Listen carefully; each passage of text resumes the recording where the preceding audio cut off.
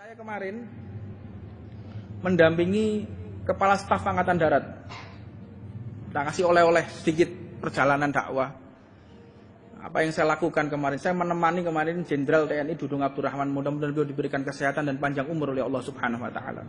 Banyak orang tidak tahu siapa sosok beliau. Banyak orang tidak mengerti. Orang itu mengatakan tak kenal maka tak sayang. Tak kenal maka tak sayang. Orang saat ini banyak menghukum dengan telinga bukan dengan mata. Menilai seseorang dengan telinga, dia dengarkan dari bisikan kanan kiri, dia hukumi. Ini contoh orang-orang yang pasti akiu jongkok.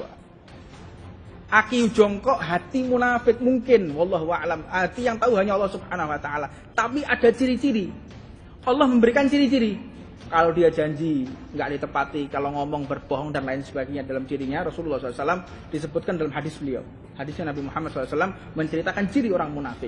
Dan di antara juga begitu, selalu ingkar dalam janjinya, tidak menepati janjinya. Dan kemudian saya menemani beliau. Tentu yang paling sulit menemani beliau itu menjaga hati, Pak. Sulit, setengah mati sulitnya. Karena apa? Orang kalau sudah kumpul dengan pejabat nomor 1, tentu ego itu akan naik. Hah? Tolong yang batuk-batuk di belakang aja. Saya agak terganggu konsentrasi saya. Tidak apa, karena memang sakit belakang aja. Siapa sosok beliau? Saya sampaikan ini agar Anda tidak curiga dengan Angkatan Darat. Agar Anda tidak curiga dengan TNI. Terutama saya berbicara Angkatan Darat di sini. Siapa Kepala Staf Angkatan Darat sekarang? Hah? Ini kalau sudah orang mulai mencaci maki, orang sudah mulai mendiskreditkan, suudon, saya akan ceritakan, saya di samping, saya nggak akan menjadi setan bisu. Mendiamkan, membiarkan kebaikan yang saya lihat, setan bisu itu namanya. Saya kenal beliau sekitar tahun 2018, pertama kali ketemu. Saat beliau bintang 1 non-job, tidak ada jabatan.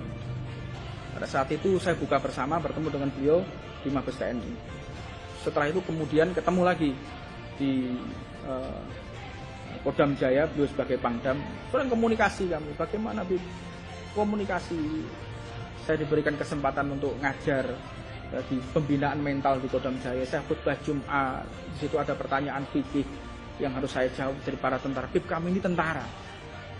Bagaimana kalau saat kami ini tugas pakaian kotor, saya harus di hutan.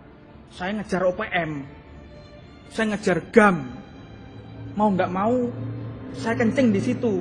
Kadang saya nggak istinja, nggak ada air, jadi pakai daun. Sisa kotoran masih nempel di celana dalam saya. Selama berapa hari? 4 bulan sampai 5 bulan kadang-kadang. Perjuangan TNI untuk menjaga NKRI. Anda kadang nggak paham. Di balik amannya kota Tuban, di balik amannya Jawa Timur, di balik amannya Pulau Jawa, dan di balik amannya Indonesia, ada sosok manusia TNI Polri yang mempertaruhkan nyawanya untuk menjaga kita. Mereka punya anak loh, Pak. Mereka punya anak, punya istri. Mereka mempertaruhkan nyawanya dan siap anak istrinya menjadi janda, anaknya menjadi yatim kalau kenapa-kenapa. Dan tidak sedikit jumlahnya. Makanya kadang-kadang kita harus paham betul. Cintai TNI Polri, doakan di dalam tengah-tengah tahajud kita. Di dalam sholat kita doakan mereka. Nah kemudian saya akan menceritakan agar tidak gagal paham. Di antaranya, beliau ini sering memberikan kesempatan kepada saya untuk ceramah khutbah di satuan manapun. Itu kayaknya kurang bertakwa kepada Allah. Ke sana ya, ke sini ya. Nggak ada masalah politis, Pak. Kalau masalah politik jangan ngomong sama saya bukan orang politik. Saya nggak ngerti politik. Ngomong sama yang lainnya. Ngomong sama saya halal haram kitab, ngomong sama saya. Masalah politik itu urusan mereka, saya nggak urus. Beliau terlibat politik, beliau nggak ngurus, saya nggak perlu. Keperluan saya hanya menyampaikan syariat Allah sampai kepada mereka dan kepada para pasukan untuk mengenal Allah Subhanahu Wa Taala, untuk mengerti siapa Nabi Muhammad Shallallahu Alaihi Wasallam. Nggak ada urusannya. Nah, saya akan bongkar.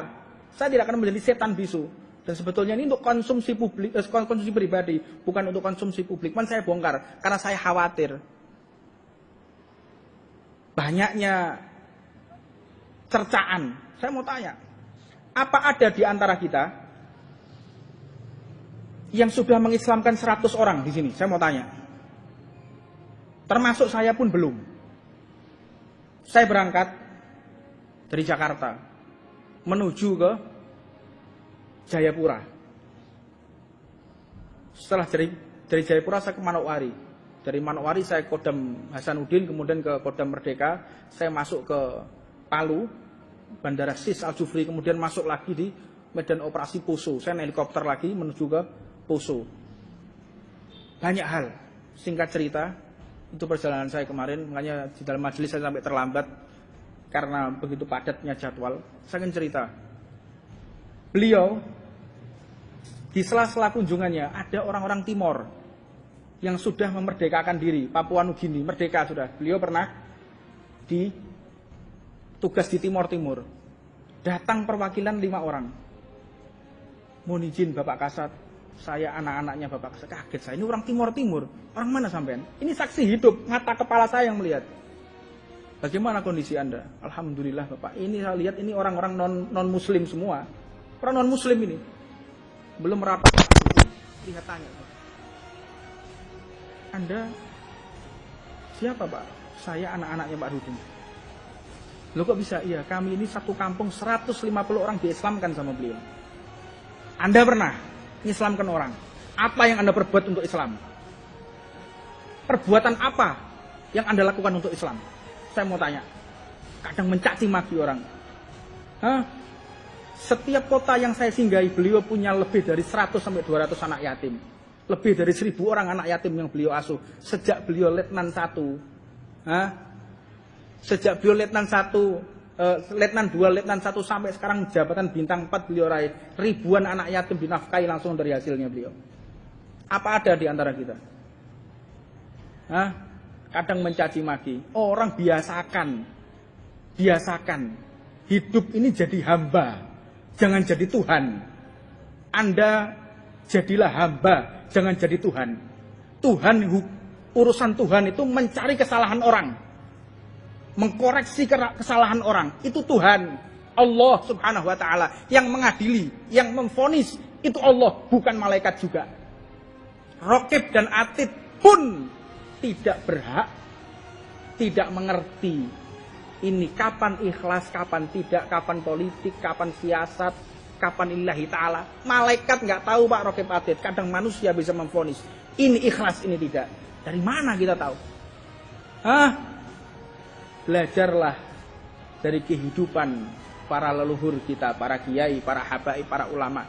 Mereka berebut menutup aib orang, tidak berebut untuk membicarakan aib orang. Faedah. Apa faedahnya? Apa manfaatnya buat kita menceritakan kejelekan orang? Apa manfaatnya? Nambah kekayaan kita?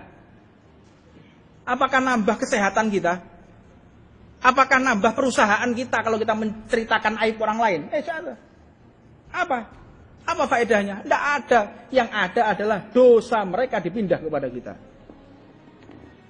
Faliyatubillah min dzalik. Banyak saya tahu yang tidak mungkin saya bongkar. Bagaimana beliau membela Islam ketika di Poso, ketika dibantai. Pak Dudung yang bela. Tahu Anda? Tidak ada yang tahu. Orang-orang ini. Tidak ada yang tahu. Saya berbicara bukan orang di masjid ya. Yang online di luar sana yang menyimak ucapan ini. Tahu dari mana mereka? Ketika anak-anak kecil waktu pembantaian Poso. Anak-anak kecil. Kakek-kakek, nenek-nenek dikepung oleh orang. Siapa yang berani mempertaruhkan nyawanya? Pak Dudung. Dan yang cerita bukan beliau, orang lain. Saat beliau menjabat sebagai wadannya. Mana tahu kita. Di mana kalian saat umat Islam dibantai? Di mana kita? Lagi ngerokok, lagi ngopi. Umat Islam satu negara dengan kita dibantai kemana? Kemana? Lagi kerja. Di saat anak-anak kecil dibantai di sana. Di mana? Yang hadir Pak Dudung di situ. Kemana kalian? Na'udzubillah min dzalik. Makanya orang itu belajarlah melihat kebaikan orang lain, ceritakan kebaikan orang lain. Jangan menceritakan keburukan orang lain. Wallahu a'lam. Karena banyaknya ribuan WA yang masuk ke saya akan ceritakan. Karena saya mendampingi Kepala Staf Angkatan Darat Pak Dudung dan belum pernah Pak sejarahnya di dunia ini ya. Sejarah Indonesia belum pernah ada. Kasat kunjungan ngajak habaib belum pernah ada. Saya merasa terhormat dan saya merasa beliau cinta kepada para habaib. Ada, saya diminta duduk di atas, depannya jenderal semua Pak. Subhanallah, sampai di WA-nya beliau, wallpapernya itu foto saya sama beliau. Apakah tidak cinta Islam itu namanya? Apakah tidak cinta habaib itu namanya? Jangan suudzon, hilangkan prasangka buruk kita kepada siapapun. Mudah-mudahan kita semua diberikan sehat panjang umur oleh Allah Subhanahu wa taala dan dibersihkan hati kita dari kepentingan dunia, dari urusan dunia, sehingga tidak ada yang kita lakukan kecuali hanya untuk Allah dan Nabi Muhammad sallallahu alaihi wasallam. Rabbana atina fid dunya hasanah wa fil akhirati hasanah wa qina adzabannar wa 'alamana masyayikhuna wa rasulana habibana Muhammad sallallahu alaihi wasallam wa 'alamana masyayikhuna Muhammad sallallahu alaihi wasallam wa 'alamana wa ila hadratin Nabi Muhammad sallallahu alaihi wasallam.